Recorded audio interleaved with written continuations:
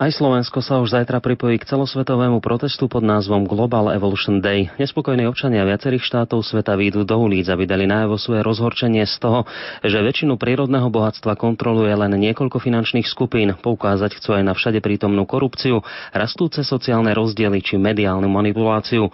Rádiu Lumen poskytol podrobnejšie informácie spoluorganizátor a hovorca iniciatívy Tibor Eliot Rostas. Absolútne hlavným motom celej akcie je spájanie sa ľudí, más, ktoré sú väčšinou vždy dezorganizované a dezorientované kvôli tomu teda, že tá hrstka elity je vždy lepšie zorganizovaná, pretože je menšia a preto lepšie ovláda tú väčšinu. My sa snažíme poukázať na to, že voľnosť organizovania, voľnosť komunikácie v mnohých krajinách už dnes obmedzovaná, tak toto je jedna z dôležitých tém, aby ľudia mali možnosť dozvedať sa dôležité informácie, ktoré nie sú skreslené, informácie, ktoré neprodukujú zmanipulované médiá. A myslím si, že keď ľudia budú mať prístup k neskresleným informáciám, bude menej pravdepodobné, že vo svete bude existovať teror, bieda a utopenia.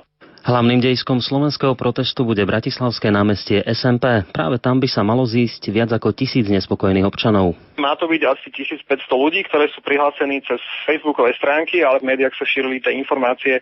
Aj vďaka vám teda verím, že tých ľudí príde viac. No a hovorca nátlakovej akcie napokon pripojil aj presný program zajtrajšieho protestu.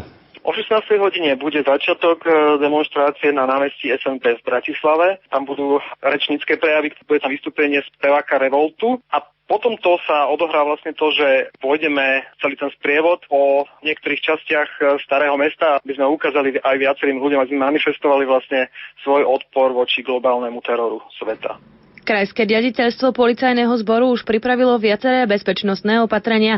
Do ulic vyjde viacero príslušníkov poriadkových síl, aby dohliadali na verejný poriadok, život, zdravie a majetok občanov. Obmedzenia v premávke plánované nie sú, ale nie sú ani vylúčené. Vzhľadom na počet účastníkov je polícia v prípade potreby pripravená odkloniť premávku.